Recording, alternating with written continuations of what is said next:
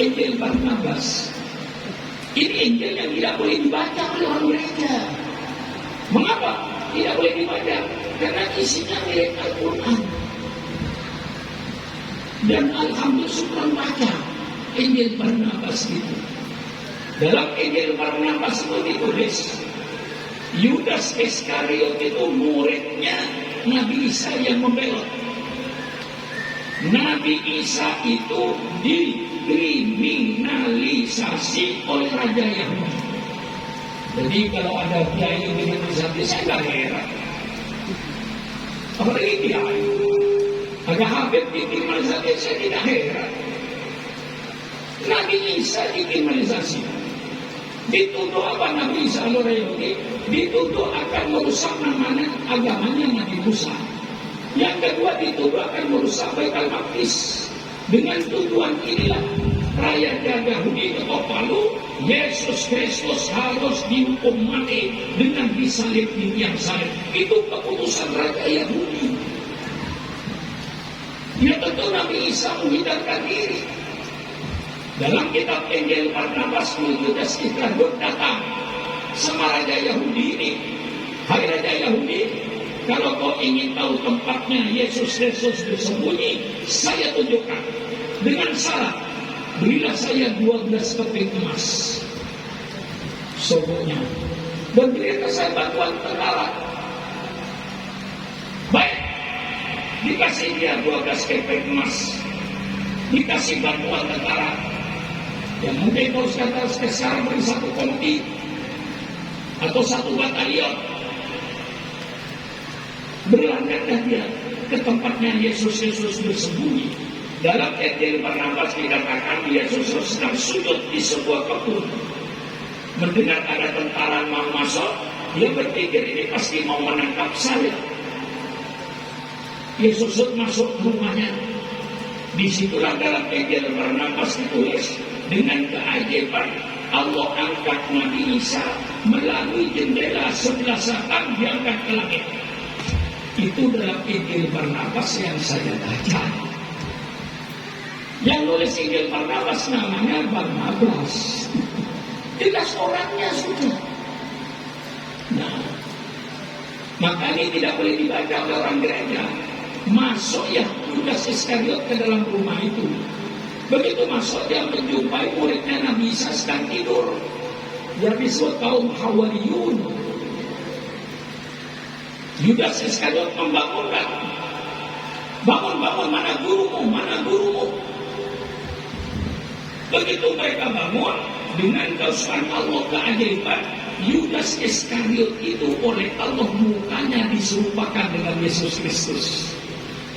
Dengan kekuasaan Allah, suaranya disamakan dengan suaranya Nabi Isa. Sehingga mereka berkata, ini guruku, ini guruku, ini guruku.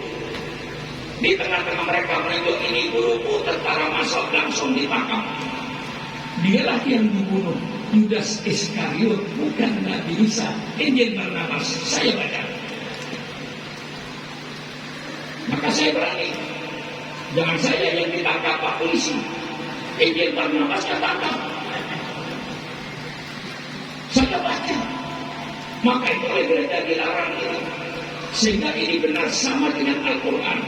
Wa ma qataluhu wa ma salabuhu walakin syubbiha lahu. Dia tidak membunuh Nabi Isa. Dia tidak menyalib Nabi Isa. Tetapi yang disalib orang yang diserupakan mukanya dan suaranya dengan Nabi Isa. Wa ma qataluhu wa ma salabuhu walakin syubbiha lahu. Mereka tidak membunuh Nabi Isa. Mereka tidak mempartai Nabi Isa. Yang dibunuh oleh mereka, yang disalib oleh mereka orang yang diserupakan oleh Allah dengan Nabi Isa. Itulah Yudas Iskariot yang berkhianat. Dan dalam Barnabas itu dijelaskan juga yang saya baca, nanti semua kedustaan ini akan dibuka oleh Nabi di akhir zaman yang bernama Ahmad. Persilakan baca Injil Barnabas. Segala kedustaan dan kebohongan ini akan dibongkar nanti, akan dibuka oleh seorang nabi di akhir zaman yang bernama Ahmad. Ya Muhammad ini maksudnya. Ini jelas. Nah, kita percaya semata ini ya pasti. Dengan datangnya Nabi Muhammad, pembangunan agama Allah selesai. Jadi Nabi Muhammad itu finishing. Ini ada Ananda Pari ini, tukang bangun bangunan ini, ya kan? Bangun rumah, bangun madrasah, bangun sekolah, selesai bangunan mesti diresmikan. Begitu agama Allah sempurna, Allah yang meresmikan agama Islam. Allah yang meresmikan, langsung diresmikan oleh Allah dalam firman-Nya, al-yawma akmaltu lakum dinakum wa atmamtu alaikum nikmati wa raditu lakumul Islam madinah. Hari ini kata Allah, hari Jumat tanggal 9 Dzulhijjah di Arafah turunlah ayat ini. Pada hari ini telah saya sempurnakan agamamu untukmu. Wa atmamtu alaikum nikmati, dan telah saya sempurnakan nikmatku.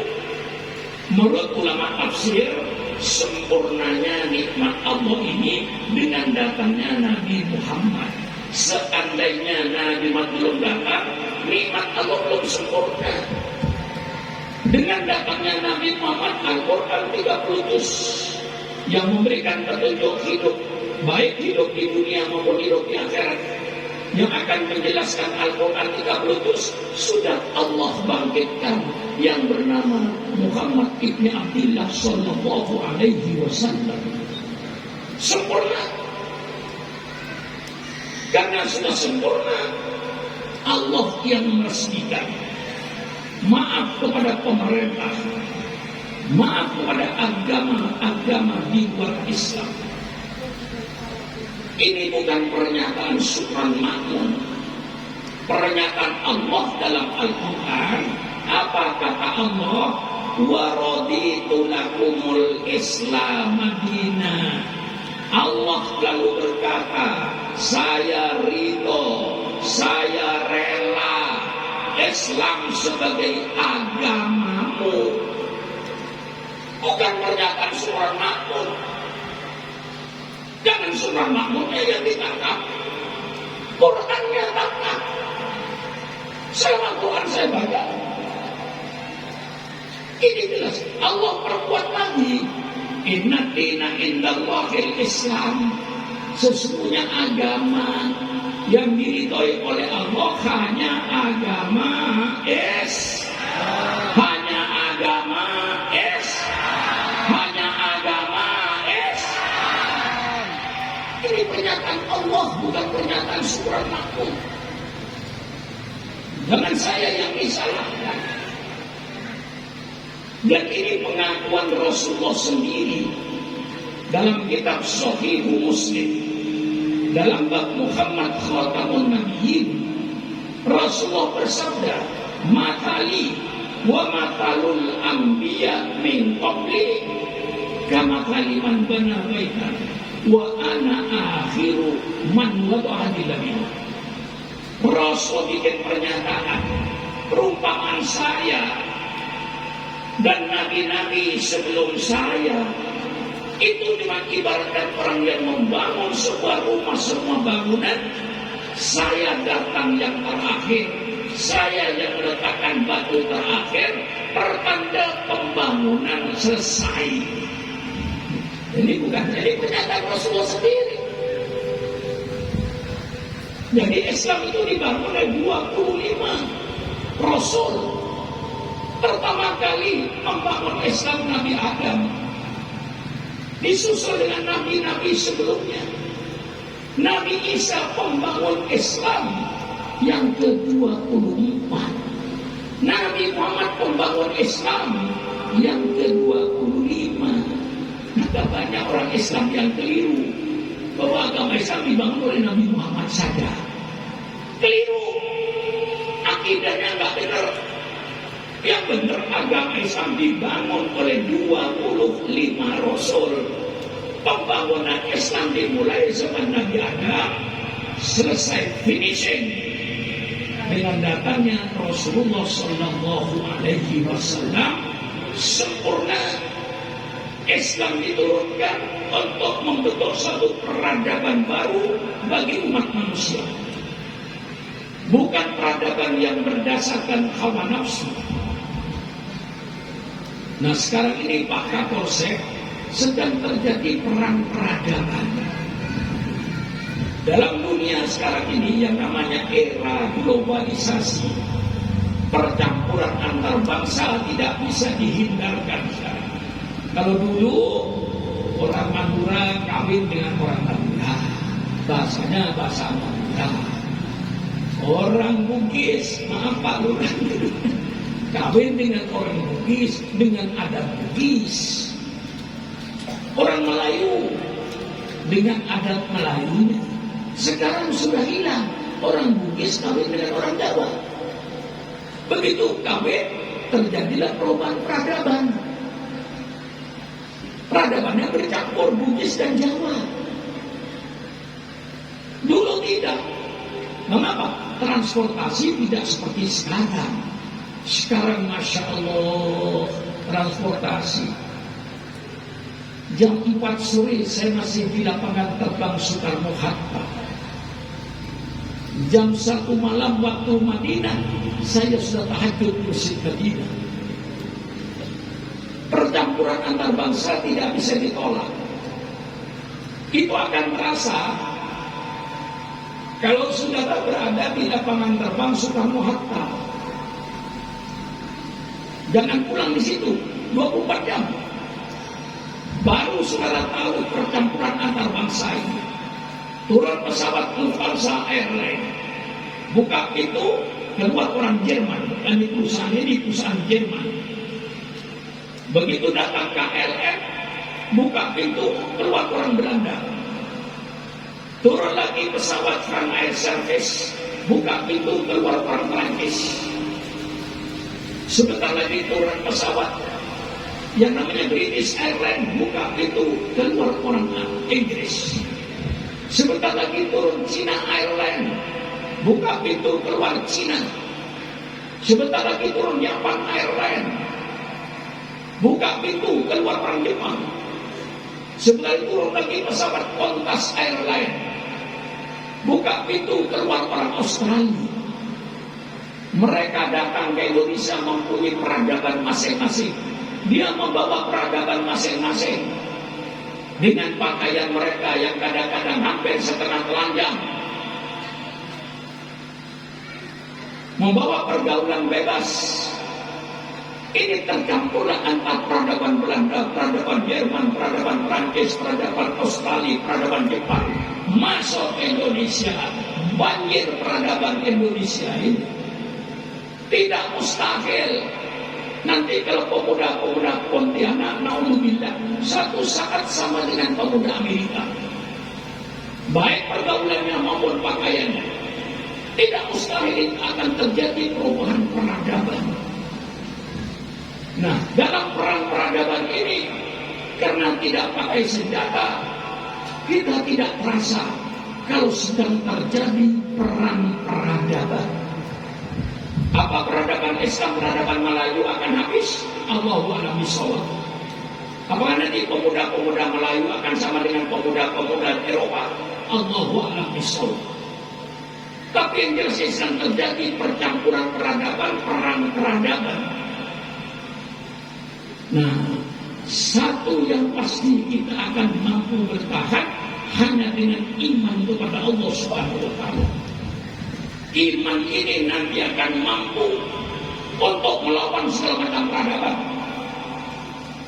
Persilakan peradaban Eropa kau masuk ke Indonesia, kami tidak akan terpengaruh dengan peradabanmu. Kami tetap akan berperadaban Al-Quran dan Sunnah Rasulullah.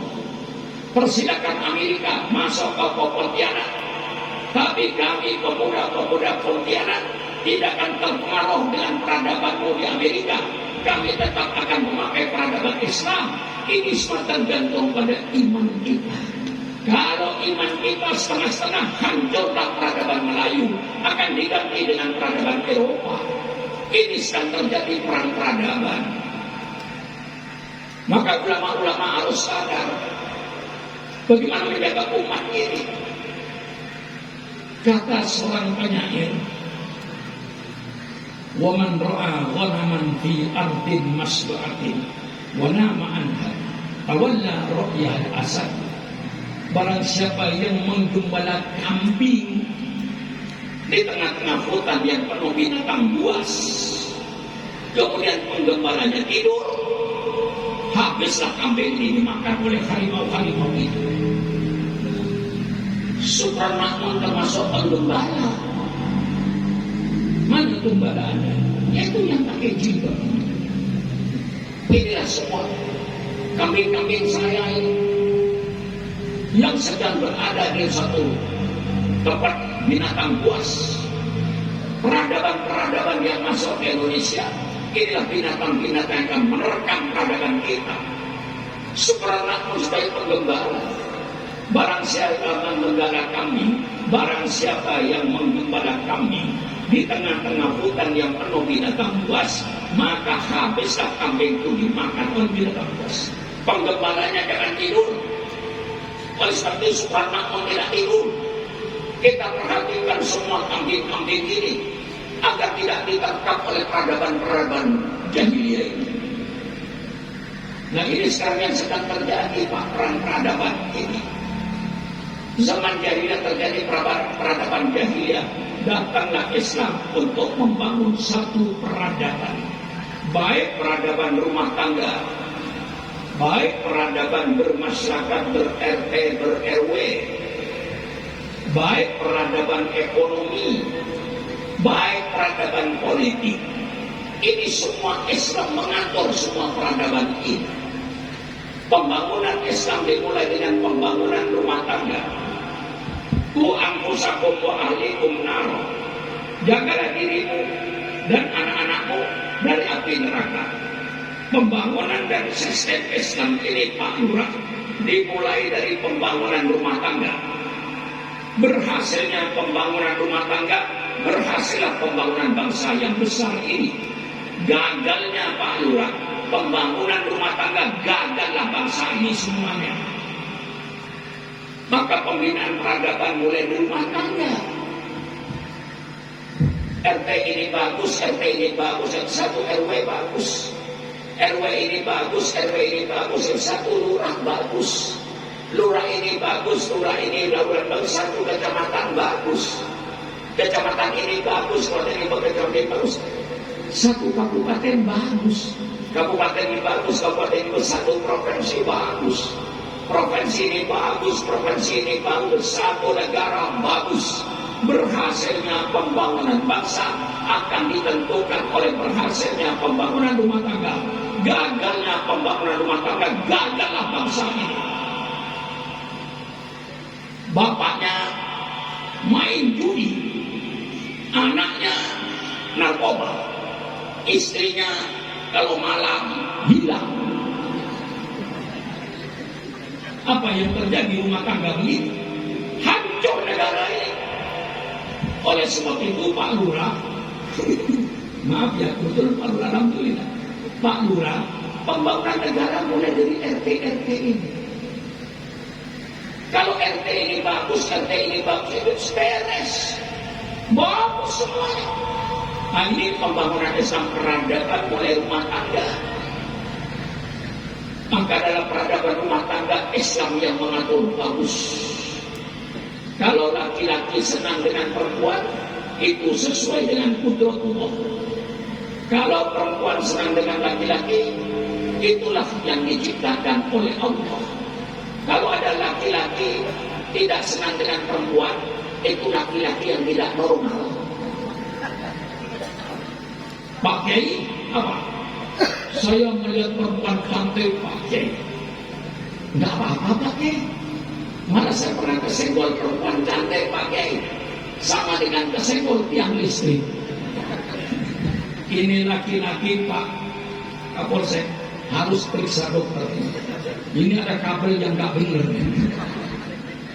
Tapi kalau orang bilang, Pak Kiai, saya perempuan cantik, Pak Kiai, saya berdebar-debar, normal. Kalau perempuan bilang, saya kalau perempuan dan laki-laki dan berbagai tertarik normal. Gadis-gadis yang ada di kampung ini, kau senang gak dengan laki-laki? Senang gak? Yang menjawab tidak senang, mudah-mudahan tidak dapat jodoh.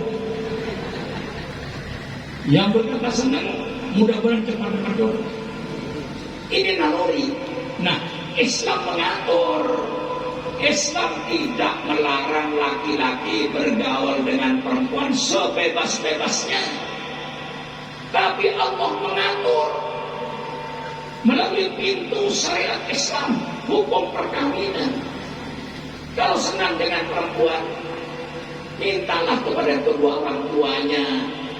Karena si gadis ada yang punya kepunyaan kedua orang tuanya. Melamarlah dengan cara yang sopan, sesuai dengan ajaran Islam.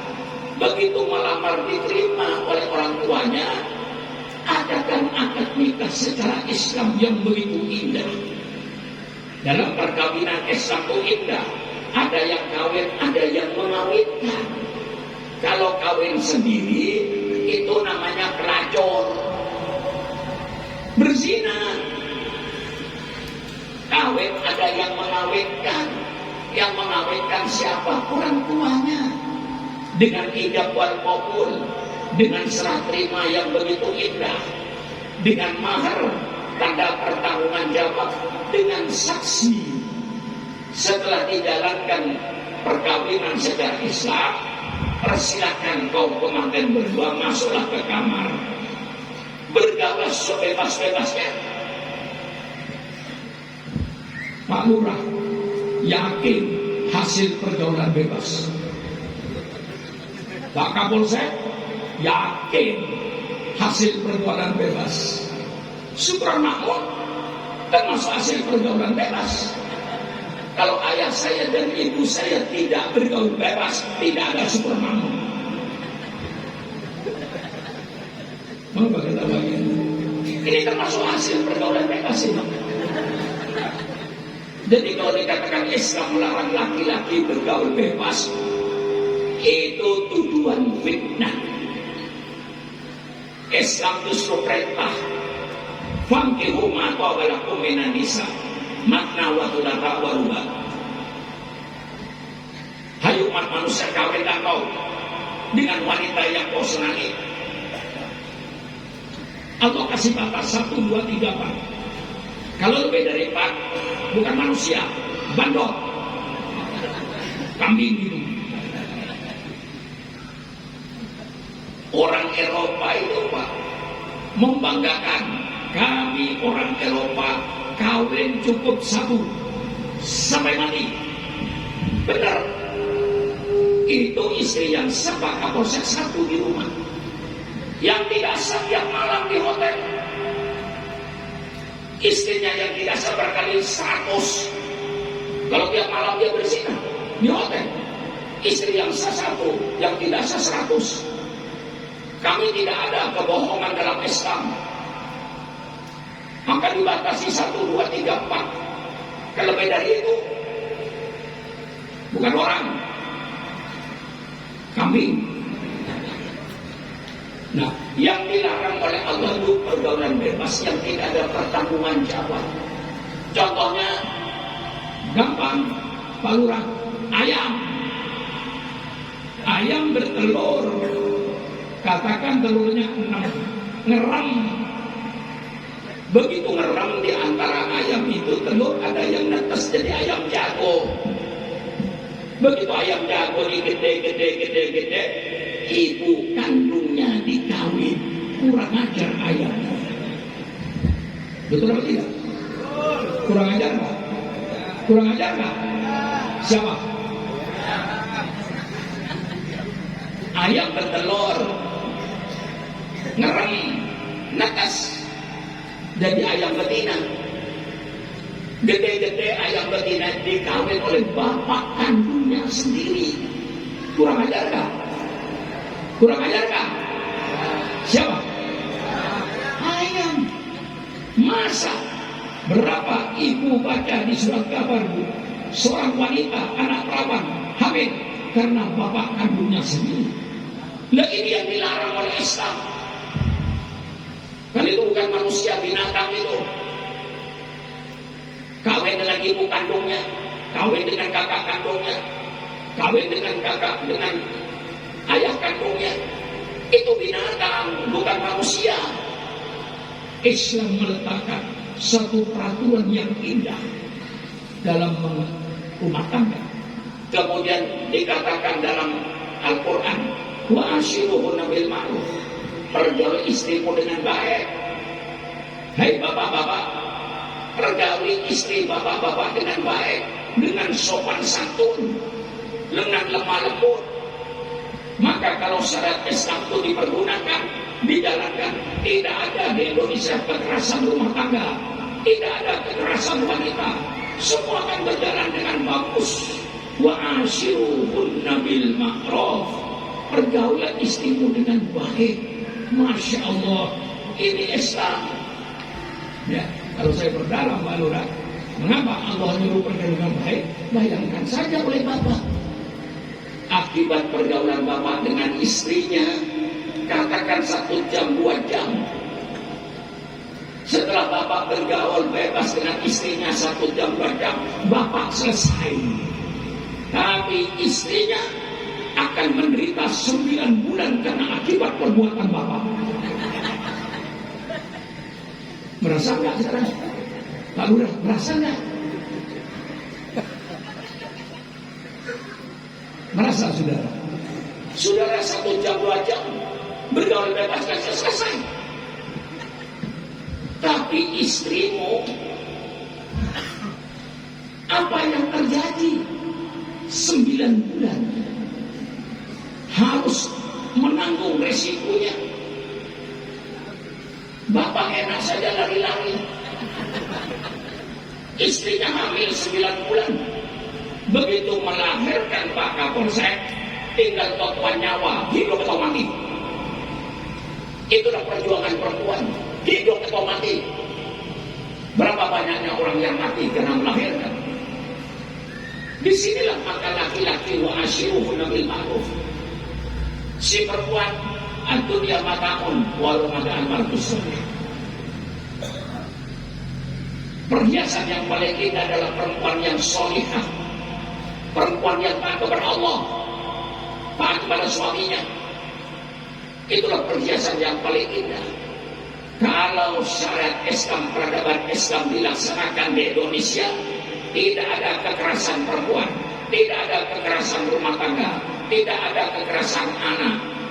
Kalau dalam Islam ada kata-kata birrul walidaini, laisa minna man lam yuqir kabirana wa la yarham saghirana.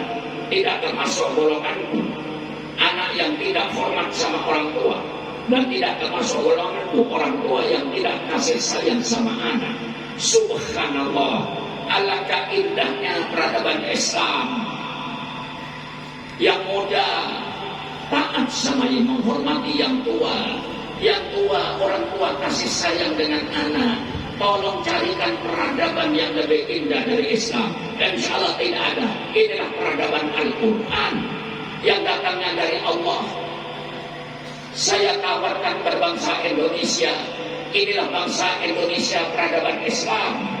Anda mau pakai persilakan, Anda tidak mau pakai syukur makmur tidak kecewa. Karena kewajiban saya, wa ma alaina illal balagul mubin. Saya nyampaikan ini peradaban Islam. Paling indah, ayo adakan diskusi antar peradaban. Saya siap untuk maju. Peradaban mana yang paling indah? Inilah peradaban yang dibawa oleh junjungan kita Nabi Muhammad SAW. Sampai mengatur rumah tangga, Masya Allah. Mulai dari WC punya peradaban. Masuk WC dengan kaki kiri, dengan doa di luar, Allahumma inni a'udzubika minal khubuthi wal khaba'is. Tuntaskan najis. Jangan ada sisa najis yang belum keluar, baik yang cair maupun yang kental. Tuntaskan. Setelah tuntas, tolong sucikan yang najis itu. Islam punya peradaban yang jelas. Bagaimana peradaban Islam? untuk mensucikan najis. Kalau najis itu berwarna, hilangkan warnanya. Kalau najis itu berbau, hilangkan baunya. Kalau najis ada rasanya seperti alkohol dan daging babi, hilangkan rasanya, baru suci. Kalau tidak, belum suci. Inilah peradaban Islam dalam pembersihan an-nadhafatu minal iman. Subhanallah, saya fanatik Islam. Mengapa? Subhanallah, fanatik Islam. Karena saya tahu tentang peradaban Islam yang begitu indah. Masuk dapur, ada peradaban Islam di dapur. Kalau peradaban Islam ini dilaksanakan, insya Allah korupsi tidak ada, sogok menyogok tidak ada, penipuan dalam ekonomi tidak ada, mengurangi timbangan tidak ada, semua akan berjalan dengan jujur. Bagaimana peradaban Islam? La ta'kulu amwalakum bainakum bil batil. Jangan kau makan harta di antara kamu dengan cara yang batil, dengan cara yang haram. Makanlah makanan yang halal. Mana yang haram? Korupsi haram, ngerampok duit rakyat haram, sogok menyogok haram, rentenir haram, menipu dalam perdagangan haram. Tidak boleh makan barang haram. Kalau bangsa Indonesia memakai peradaban Islam, tidak mau makan barang haram, insya Allah korupsi hilang, sogok menyogok hilang, penipuan hilang. Tapi selama bangsa Indonesia pikirannya yang penting makan, yang penting perut saya kenyang, halal haram tidak peduli, batil hak batil tidak peduli, yang penting perut saya kenyang, halal haram sama saja. Jangan mimpi bangsa Indonesia akan menghilangkan korupsi, akan menghilangkan sogok menyogok, akan menghilangkan penipuan. Korupsi akan tumbuh subur, sogok menyogok tumbuh subur, kemungkaran penipuan tumbuh subur. Dikala rakyat Indonesia yang penting perutnya kenyang, halal haram tidak peduli, inilah yang menghancurkan negara. Bagaimana kira-kira? Pak Kapolsek termasuk radikal-radikal saya ini. Apa termasuk radikal? Jangan yang benar dikatakan radikal. Yang saya sampaikan kebenaran. Ini peradaban Islam. Kalau peradaban Islam dipakai oleh bangsa Indonesia, tidak mau makan barang haram, baru korupsi hilang, sogok menyogok hilang, korupsi hilang, penipuan ekonomi hilang, mengurangi timbangan hilang, karena takut makan barang haram. Inilah peradaban Islam di dapur. Maka ibu, bu,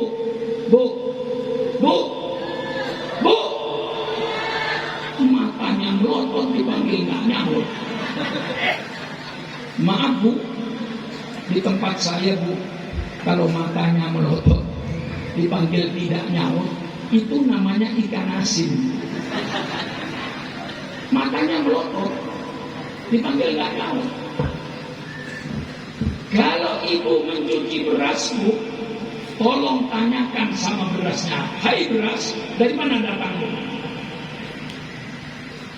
Hasil korupsi jangan dimakan, hasil suap muda jangan dimakan, hasil penipuan di pasar-pasar jangan dimakan.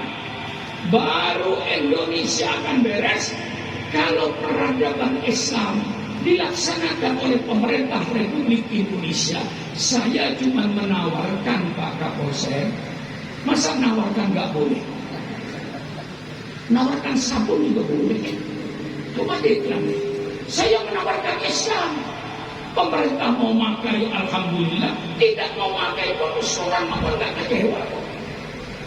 Karena wajiban saya cuma menyampaikan sesuai dengan firman Allah. Walladzi arsala rasulahu bil huda wa dinil haq liyudhhirahu 'ala dini. Dialah Allah yang mengutus utusannya dengan petunjuk dan agama yang benar untuk ditampakkan dan diperlihatkan saya malam ini sedang memperlihatkan peradaban Islam kepada bangsa Indonesia. Bangsa Indonesia memakai peradaban Islam, tentu Syukron Makmun bersyukur. Tidak mau pakai peradaban Islam, Syukron Makmun tidak menyesal. Kewajiban saya cuma menyampaikan kepada bangsa Indonesia. Bagaimana? Mantap, saudara. Mantap. Ini saya menyampaikan.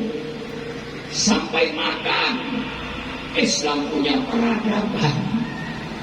Nanti ibu kalau mau makan dengan bapak, ingat saya pak.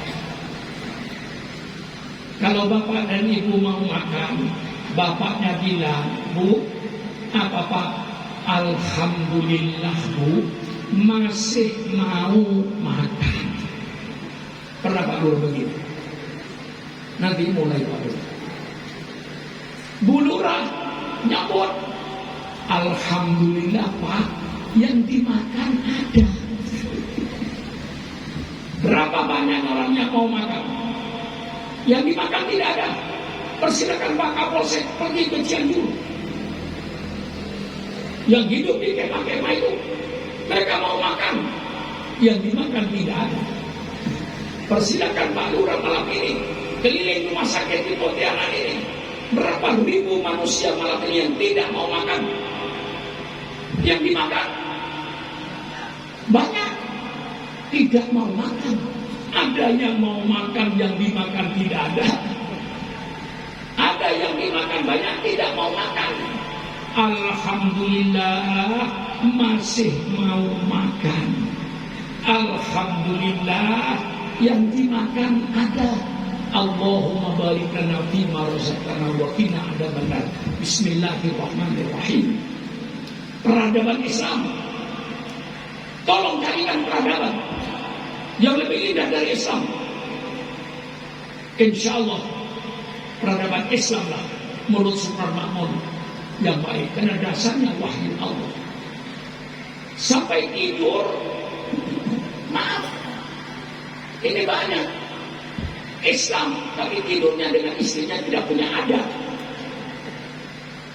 nangkring kayak ayam, nangkring kayak kambing.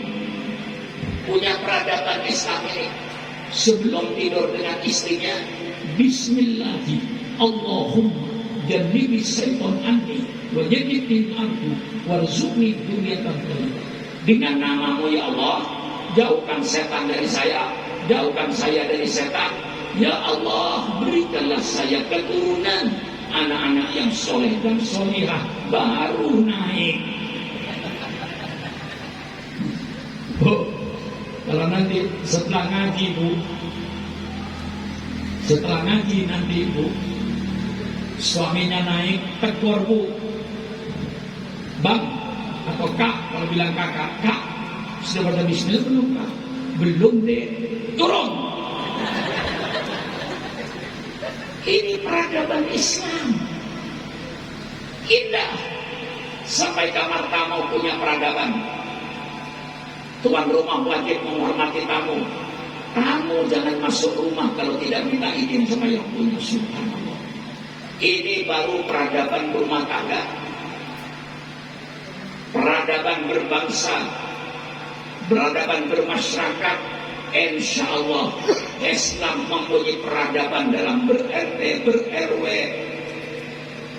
Islam punya peradaban. Maka yu'minu billahi wal yawmil akhir falyukrim jarahu. Barang siapa yang beriman pada hari kiamat, hormati tetangga. Tetangga dengan tetangga saling harga menghargai. Tetangga dengan tetangga saling hormat menghormati. Subhanallah. Alangkah indahnya masyarakat yang begini Pak Lurah. Alangkah indahnya Pak Lurah kalau mempunyai masyarakat hidupnya saling harga menghargai tetangga dengan tetangga. Hidupnya saling hormat menghormati tetangga dengan tetangga. Wala tajassasu wala tabaghadu. Tidak ada yang mencari-cari kesalahan tetangga. Mencari-cari kesalahan tetangga dosa. Jangan mencari-cari kesalahan orang. Wala tabaghadu, jangan saling marah-marahan. Wala tadzalamu, jangan saling berbuat zalim. Alangkah indahnya RT dan RW yang memakai peradaban Islam. Saya terang-terangan. Mengapa sembunyi-sembunyi? Mengapa takut-takut? Saya menawarkan barang baik kok.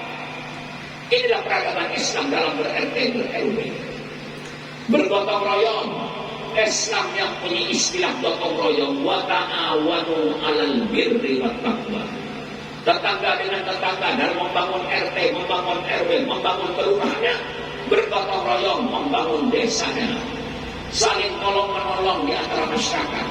Alangkah indahnya peradaban Islam ini.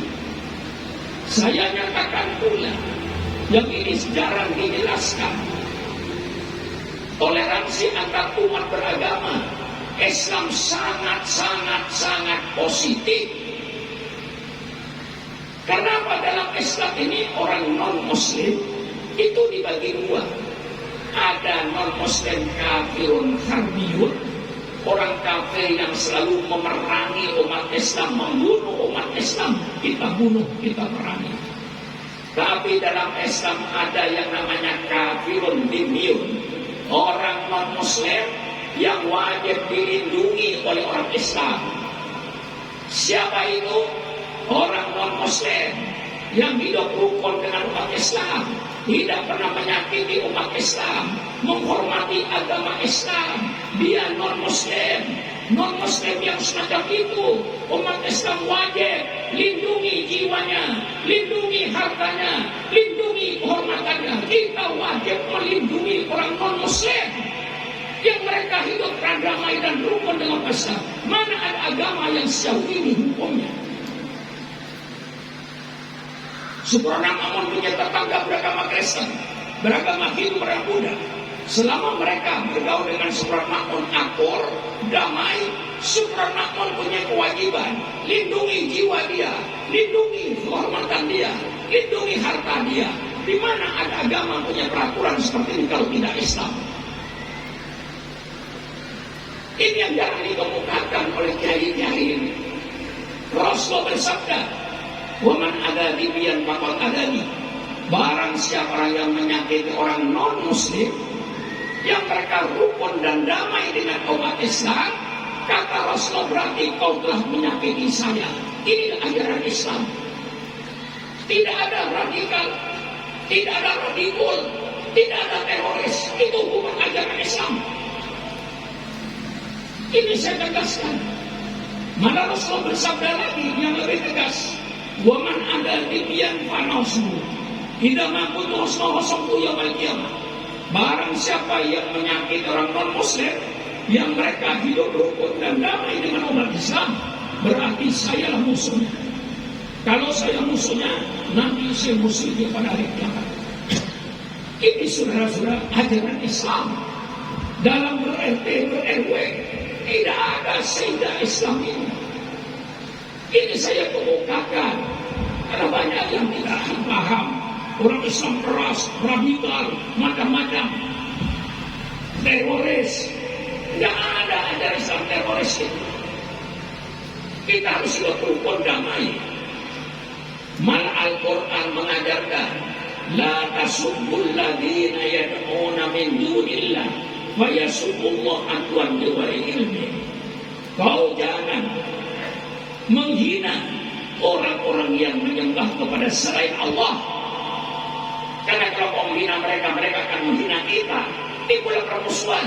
Di sinilah kita diperintahkan yang berbeda suku, berbeda agama, untuk tetap saling hormat menghormati, saling harga menghargai antar umat beragama. Tapi bukan berarti membenarkan semua agama. Membenarkan semua agama hukumnya kafir, murtad. Saya jelaskan ini. Karena kewajiban saya harus berkata semua agama sama, semua agama benar, murtad.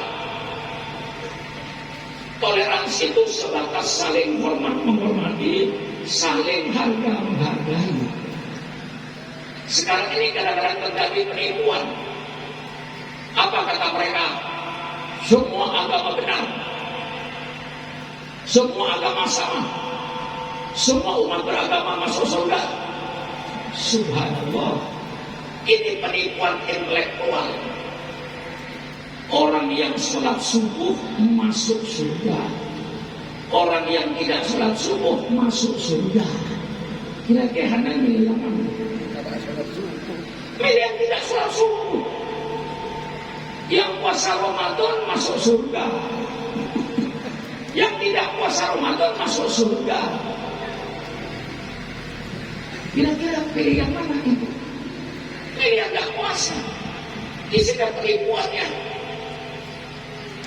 Jadi kita sudah toleransi, sudah ngasih hati, tapi mereka minta jantung untuk membunuh Islam. Kalau saling menghormati, saling menghargai, saling menghormati antar umat, persilahkan. Tapi bukan berarti membenarkan semua agama. Mengapa Subran Makmun sholat subuh? Subran Makmun sholat subuh karena Subran Makmun yakin dengan sholat subuh, insya Allah Subran Makmun masuk surga. Tidak sholat subuh masuk neraka.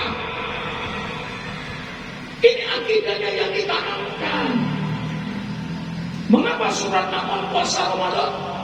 Karena Subran Makmun yakin dengan puasa Ramadan, insya Allah Subran Makmun masuk surga. Tidak puasa Ramadan masuk neraka. Walaupun beda agama, mari kita saling hormat, menghormati, saling harga, tapi jangan lalu membenarkan. Semua agama benar menurut pemeluknya masing-masing.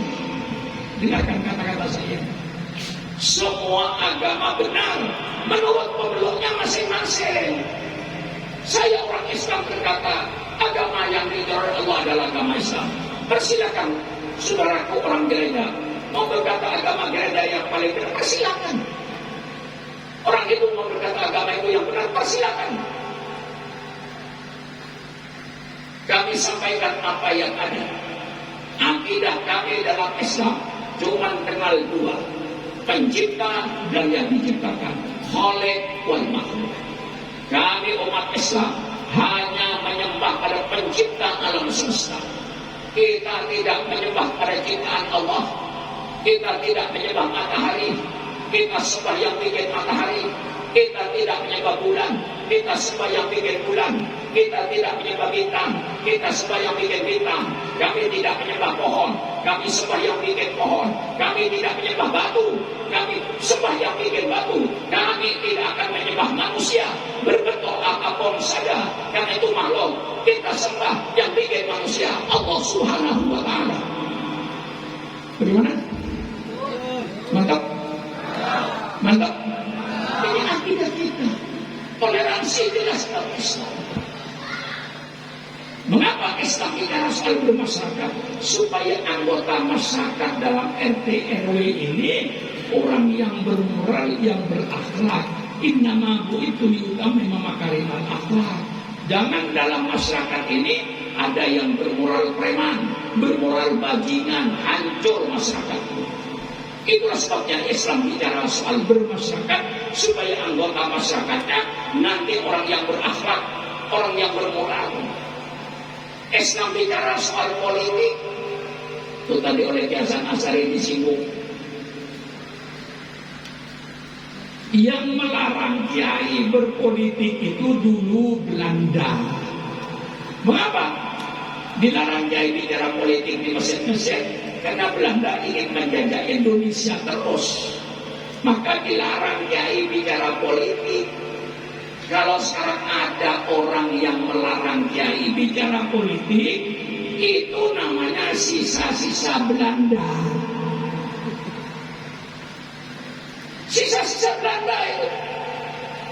Justru saya melalui pengajian ini saya serukan, hai para ulama di Kalimantan Barat, kalau kau cinta sama NKRI, kalau kau cinta sama Republik ini, persilakan kiai bicara politik. Politik yang berdasarkan Al-Quran, politik yang berdasarkan Sunnah Rasulullah. Jangan politik seperti sekarang ini, politik yang penuh dengan hoax, kebohongan, politik yang penuh dengan rekayasa. Ini bukan politik Quran, saling jatuh menjatuhkan, saling fitnah memfitnah. Ini politik iblis.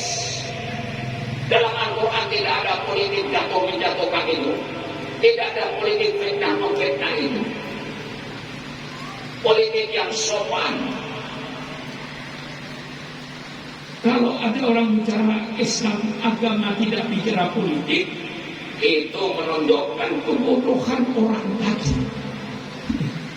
Ada profesor doktor misalnya bilang bahwa Islam tidak bicara politik, itulah profesor doktor tidak mengerti Islam.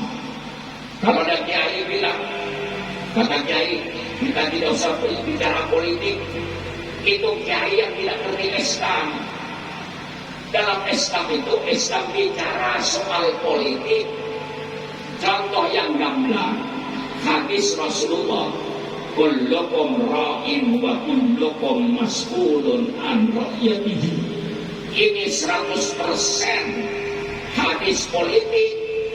Kullukum ra'in, setiap kalian adalah pemimpin. Setiap pemimpin akan dimintai pertanggungan jawab atas kepemimpinannya nanti di hadapan Allah di padang mahsyar.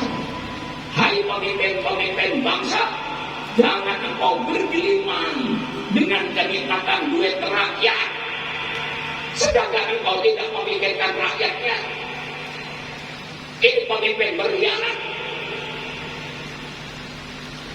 Benar nggak saya ngomong gini kira-kira? Benar nggak ini? Iya. Saya serukan, hai pemimpin-pemimpin bangsa, engkau jangan bergelimang dengan duit rakyat, tapi kau tidak memikirkan rakyatnya. Inilah pemimpin-pemimpin pengkhianat menurut ajaran Islam. Kullukum ra'in wa kullukum mas'ulun an ra'iyatihi. Setiap kalian adalah pemimpin, setiap pemimpin. Masya Allah. Ya saudara, kalau misalnya ada polisi yang kayak Sambo, misalnya, itu kan yang tertuduh itu 80 orang kira-kira Pak polisi. Polisi jumlahnya 460.000 polisi. Yang jahat paling 1.000 polisi. Tapi polisi yang bagus masih 459.000. Karena polisi yang ada katanya, saya nggak menghitung sendiri Pak polisi. Se-Indonesia ini polisi adanya 460.000. Katakan 10.000 jahat, polisi masih 450.000 polisi yang baik-baik. Polisi yang punya integritas 10.000, dan singkirkan 10.000 ini demi nama baik yang 450.000 ini. Singkirkan 10.000 polisi kalau perlu untuk menjaga yang 450.000 polisi yang baik-baik ini, yang punya kecintaan berbangsanya. Nah, ini Islam. Di dalam Islam bernegara itu wajib aklan wa syar'an. Baik menurut hukum akal, negara itu wajib. Menurut hukum syara wajib. Menurut hukum akal, mengapa wajib? Suatu bangsa yang tidak punya pemerintahan akan hancur, arogan. Tapi adanya pemerintah, sampai dikatakan pemerintahan yang dolim itu masih lebih bagus daripada tidak ada pemerintahan. Coba bayangkan kalau Indonesia yang penduduknya 260 tidak ada pemimpin, tidak ada pemerintahan, apa yang terjadi? Hancur. Secara akal bernegara wajib. Secara syarak hukum Islam bernegara wajib. Rasulullah mendirikan negara uswatun hasanah. Negara Madinah dipimpin Rasulullah. Rasulullah pemimpin negara. Rasulullah pemimpin perang. Yang langsung kadang-kadang dipimpin langsung oleh Rasulullah. Masya Allah. Memimpin mengatur ekonomi Islam dengan hukum zakatnya. Maka maka mendirikan negara itu wajib aklan wa syar'an. Baik secara akal wajib mendirikan negara. Tidak ada negara hancur rakyat itu. Yang kuat makan yang lemah, yang kaya makan yang miskin, berkhianat. Tidak ada pemerintahan. Maka tolong Pak Polisi, jangan nganggur satu hari. Kalau polisi mogok satu hari aja, jangan 1 minggu. Ada pengumuman besok mulai hari Sabtu polisi tidak kerja, berarti kau bebas merampok. Polisi tidak akan nakal. Hancur negara ini. Kalau polisi satu hari aja nggak kerja, hancur negara ini. Maka tolong polisi jangan mogok ya. Kalau polisi mogok, inna lillahi wa inna ilaihi raji'un. Semua polisi mogok, hancur semua. Perampokan akan terjadi, lalu lintas.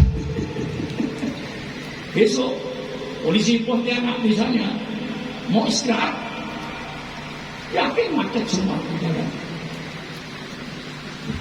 Maka pemerintahan ini secara hukum akal wajib, secara hukum syariat wajib.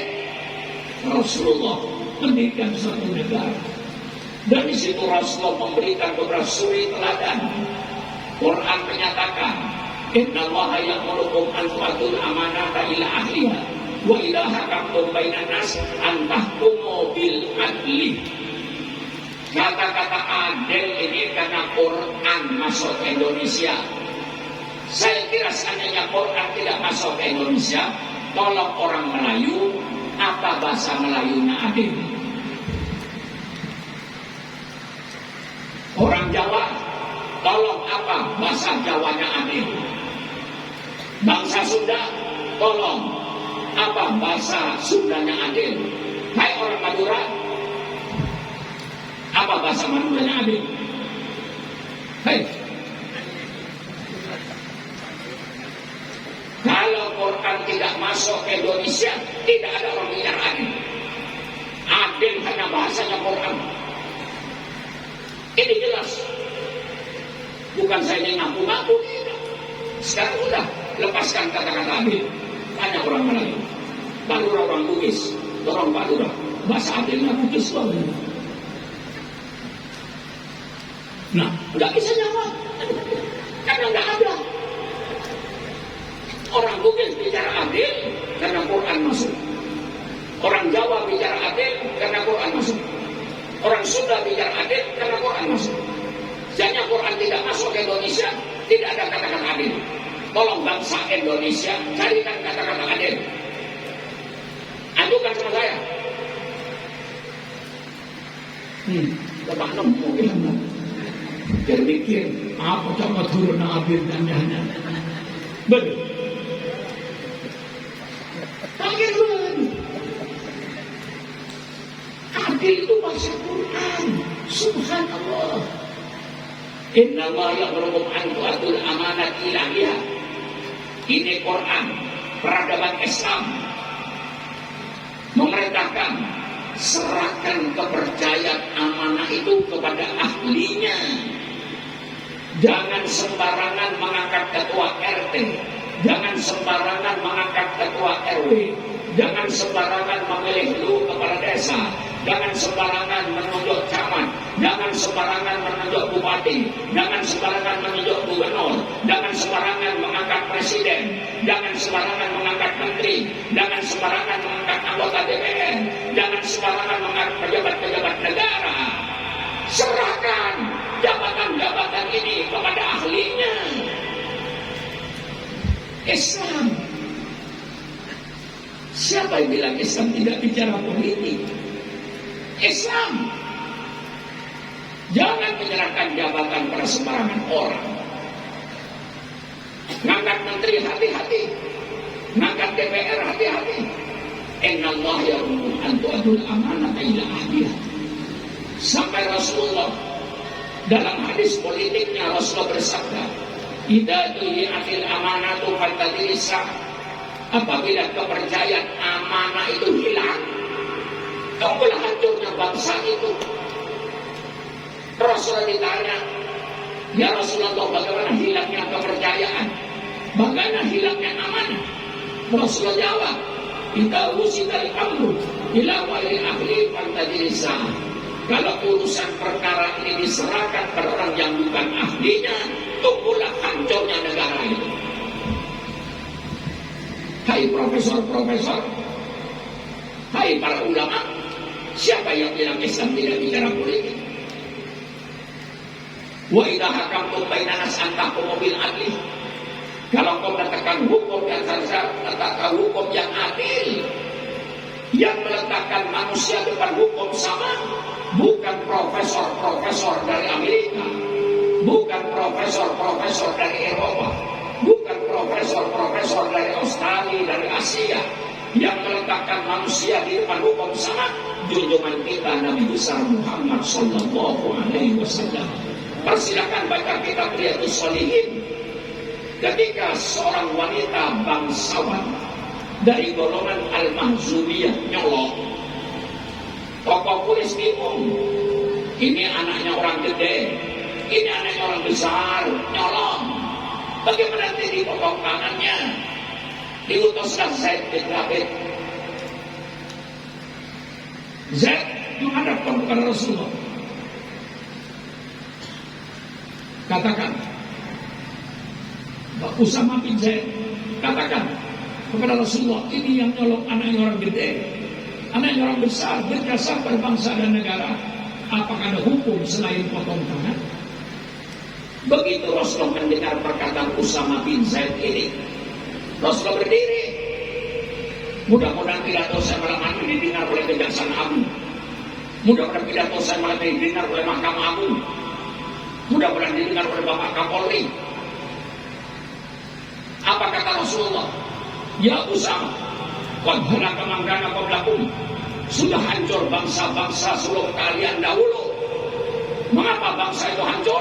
Rasulullah jelaskan, kita saraka fil asyari taraku. Kalau yang nyolong orang gede, dia biarkan, dia bela. Wa idza saraka fil adhaifu aqamul haq. Tapi kalau nyolong orang kecil, maling ayam, semua teriak, tegakkan hukum untuk maling kecil, untuk koruptor, aman. Inilah hancurnya suatu negara. Bagaimana? Baca Riyadhus Shalihin, baca Nabi. Kemudian Rasul bersumpah. Apa kata Rasulullah? Waimallah, demi Allah, lau anna Fatimah binta Muhammadin sarakat laqatat yadaha. Demi Allah, seandainya Fatimah anak kandung saya nyolong, pasti saya potong tangannya. Tidak peduli anak Nabi nyolong, potong tangannya. Tapi Presiden Fatimah kan nyolong ya.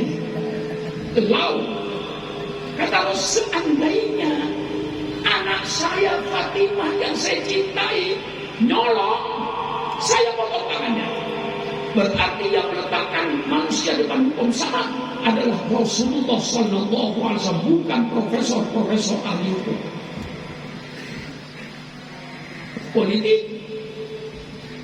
sampai Rasulullah memperingatkan kepada kita semuanya ini. Allah memperingatkan supaya kita buat adil. Sampai apa firman? La yajrimannakum sana'anu qaumin ala alla ta'dilu i'dilu. Janganlah karena kebencianmu pada satu golongan, janganlah karena kebencianmu pada satu kaum yang mendorong engkau lalu berbuat tidak adil. Karena benci pada satu kaum, walaupun tidak salah masukkan penjara. Karena senang pada satu kaum, biar korupsi dibela. Inilah hancurnya bangsa. Ini Quran. La yajrimannakum sana'anu qaumin ala alla ta'dilu i'dilu. Jangan akan kebencian kau pada satu kaum sehingga mendorong engkau untuk berbuat tidak adil. Ini banyak terjadi. Karena benci pada satu kaum, dicari-cari kesalahan, tidak salah pun di penjara.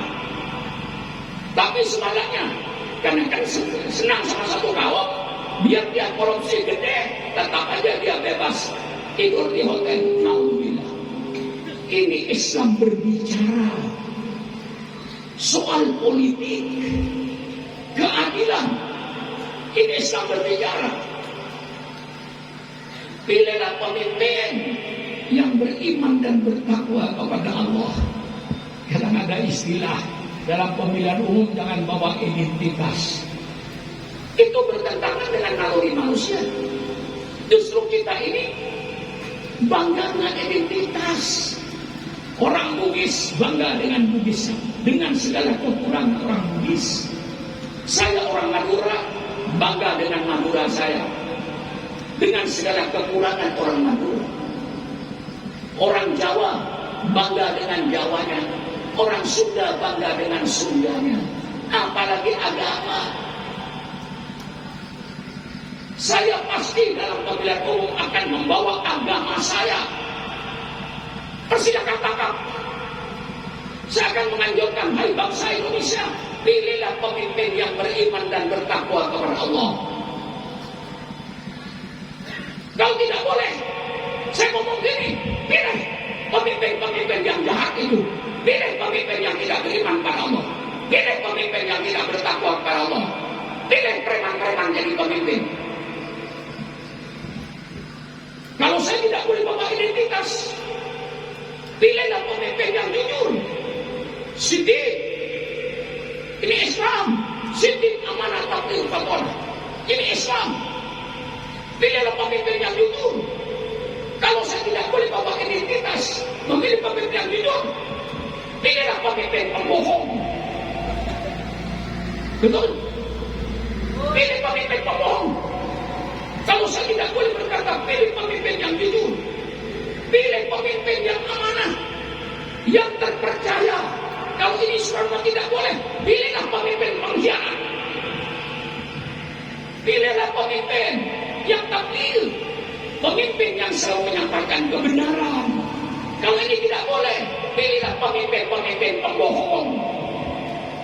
Pilihlah pemimpin yang fatonah, pemimpin yang pandai, pemimpin yang pinter, pemimpin yang cerdas. Kalau ini tidak boleh, pilih pemimpin yang goblok. Bagaimana Pak Polisi? Hah? Nah inilah yang aneh-aneh sekarang ini. Tidak boleh bawa identitas. Saya yakin bagaimanapun Pak Lurah, orang Bugis pasti ingin punya pemimpin orang Bugis. Jangan mengingkari. Betul? Saya seorang makmum orang Madura, dengan segala kekurangan orang Madura, pasti saya ingin punya pemimpin yang orang Madura. Orang Jawa pun sama, ingin punya pemimpin yang orang Jawa. Maka Presiden Indonesia itu Jawa terus. Mengapa Jawa terus? Yang orang Jawa yang banyak, 60% penduduk Indonesia Jawa, 40%-nya baru Madura, Sunda, Melayu, 60% Jawa. Maka kalau di Indonesia Presiden selalu Jawa, itu tidak salah. Saya tidak komplain. Kalau di Papua gubernurnya selalu orang Katolik, saya tidak komplain, wajar. Karena penduduk Papua itu mayoritas Katolik. Kalau di Bali gubernurnya orang Hindu, saya juga tidak komplain, wajar. Mengapa? Di Bali mayoritas orang Hindu. Kalau gubernurnya Hindu, pantas. Kalau di Papua Hindu, gubernurnya Katolik, pantas. Kalau di Madura bupatinya Islam, pantas. Aneh kalau di Madura ada bupatinya bukan Islam. Lucu. Ini namanya pidato jujur. Jangan bersifat munafik. Ini Islam. Inilah peraturan-peraturan Islam. Pertanggungan jawab. Malah ancaman politik dalam Islam ada. Man yastar'illahu lahu rakyatan yamutu yawma yamutu wa huwa wasun li rakyatihi harramallahu alaihi jannah. Baca Bulughul Maram bab terakhir. Barang siapa yang Allah jadikan pemimpin Kemudian pemimpin ini mati. Ketika mati sedang berkhianat kepada rakyatnya, pemimpin yang sudah dijamin haram masuk surga. Maka mari kita doakan malam ini, pemimpin-pemimpin yang belum memenuhi janjinya ketika kampanye, tolong ya Allah jangan dicabut dulu nyawanya.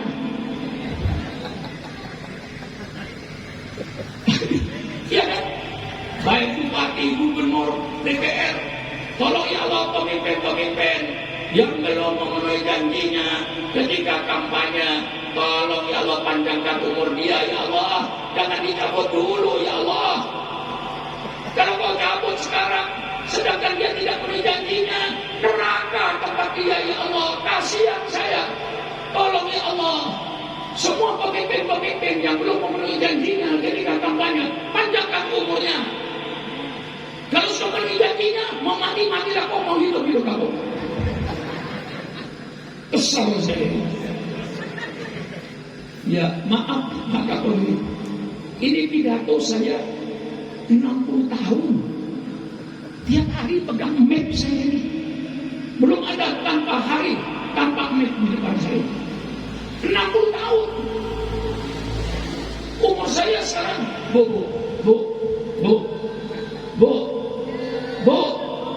Kelihatannya saya muda apa tua, Bu? Bu, tua apa muda? Jangan macam-macam jawabannya. Yang bilang tua, terima kasih, itu yang benar. Yang bilang muda, itu jelas naksir saya perempuan. Itu namanya perempuan mata keranjang. Sudah tua saya ini. Umur saya sudah masuk 83, Bu. 83 umur saya ini. Di antara kiai lintas presiden. Mulai Bung Karno saya sudah pidato melawan Bung Karno saya. Itu yang saya lawan Bung Karno, tentu Pak Lurah kagak tahu. Yang saya lawan sama Bung Karno itu dua, satu land reform. Orang tidak boleh punya tanah lebih dari 3 hektar, walaupun warisan, walaupun beli. Saya lawan itu tidak benar, melanggar hak asasi manusia. Lalu Bung Karno mau bikin BTI, Barisan Tani Indonesia, mau dikasih senjata, disebut Angkatan ke-5. Saya jawab, kalau BTI yang PKI itu dikasih senjata, semua santri dikasih senjata, biar kalau perang seimbang. Itu saya waktu itu. Lintas presiden mulai presiden pertama sampai sekarang, tugas saya tidak pernah berubah.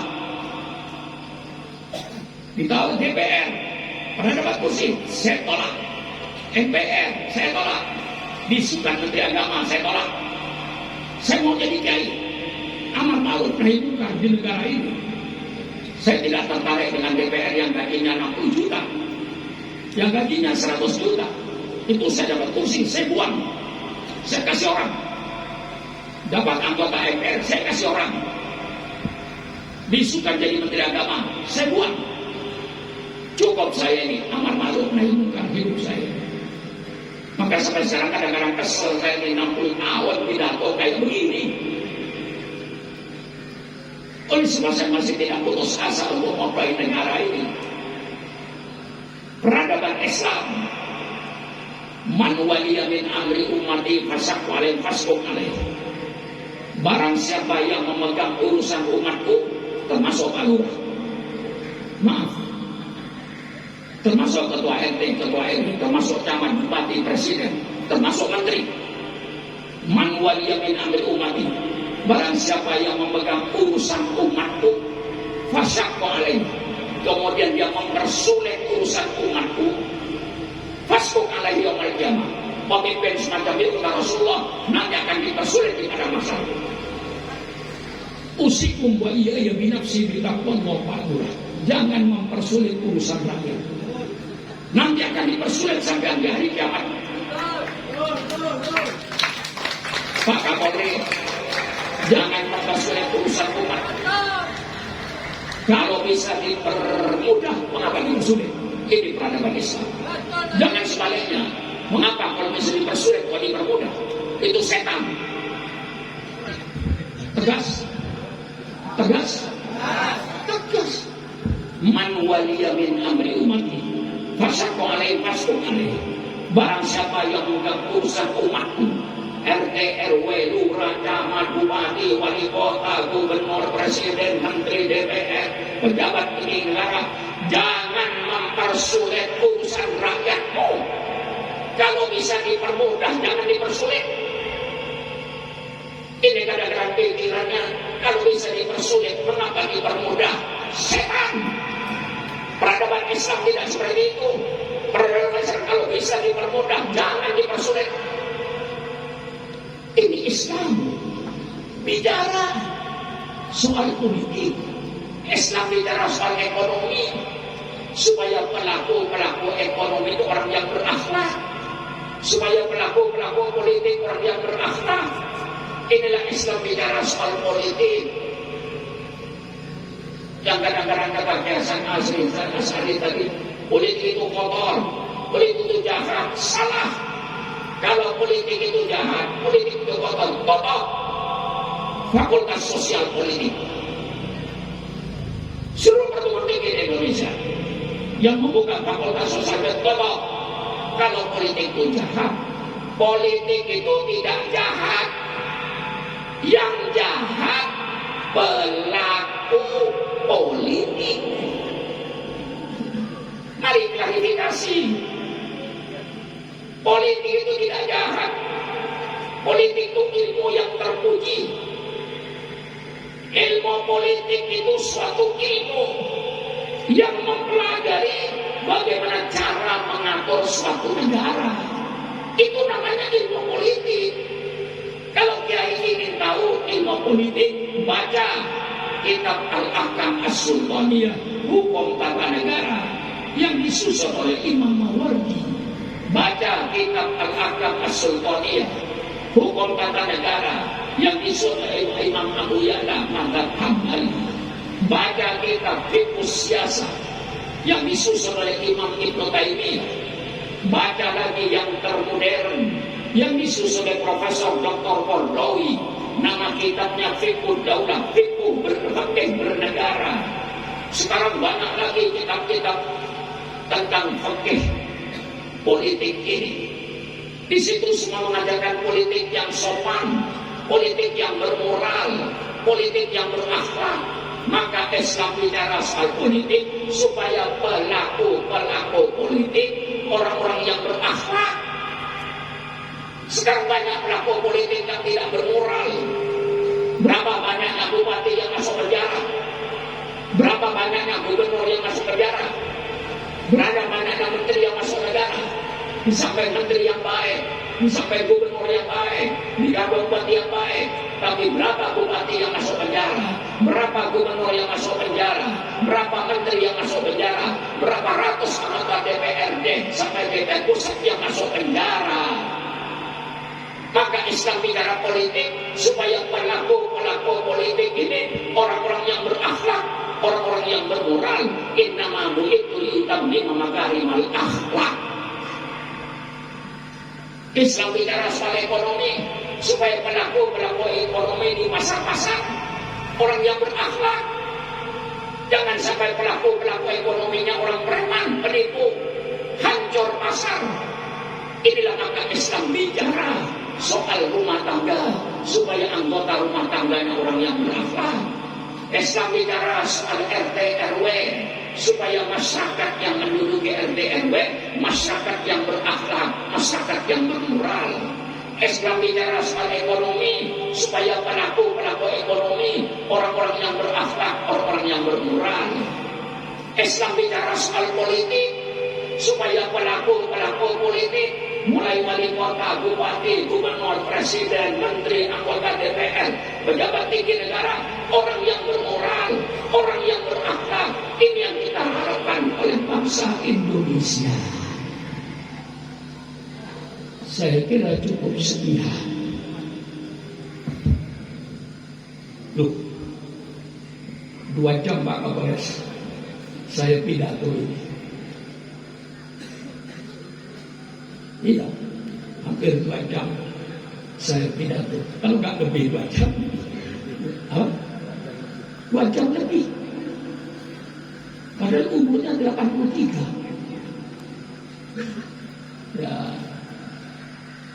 Ya, alhamdulillah saya dapat berita kalau dari orang Pontianak mau bikinkan rumah saya di Jakarta. Ya, terima kasih. Ya, kalau kan ada sahabat Fahri dengan orang-orang Pontianak mungkin melihat rumah saya di Jakarta, barangkali Pak Kapolri nggak pantas, mungkin kayak rumah saya di Jakarta kurang pantas, barangkali mau dipantesin dengan rumah ala Pontianak. Terima kasih. Ya mungkin menurut penilaian Fahri, wah, Kiai Pak Suprapto rumahnya kayak gini. Padahal Kiai yang dikenal dari Sabang sampai Merauke, kok begini? Nah, mungkin Allahu a'lam bishawab. Ya saya cuma terima kasih aja. Dibikinin iya, nggak dibikinin iya. Itu masih rumah sementara. Betul kan? Kita semakan kontrak dengan Allah Pak Kapolres selama napasnya mondar-mandir. Itu kontraknya. Ibu persilakan, ini saya punya rumah, ini saya punya mobil, persilakan. Ini saya punya pabrik, ini saya punya hotel, persilakan. Itu hanya sebatas napasnya kalau masih mondar-mandir di hidupnya. Napas berhenti, nol. Mau bawa hotel ke kuburan, nggak muat kuburannya. Mau bawa mobil ke kuburan, semua kekayaan yang kita miliki itu, rumah yang kita miliki itu, mobil yang kita miliki itu, perusahaan yang kita miliki itu, pabrik yang kita miliki itu, hotel yang kita miliki itu hanya selama napasnya masih mondar-mandir di hidupnya. Kalau napasnya berhenti, mau jadi orang kaya? Nol Bu. Ini kalau kita sadari, maka Allah berpesan, wabtaghi fima ataka darul akhirah wala tansa nasibaka min ahsin ila nas kama ahsanallahu ilaik. Carilah engkau surga. Itu perintah Allah. Dengan apa Allah saya cari surga? Allah jawab, dengan apa yang kuberikan padamu. Waduh, logikanya itu Allah, Masya Allah, luar biasa. Carilah surga.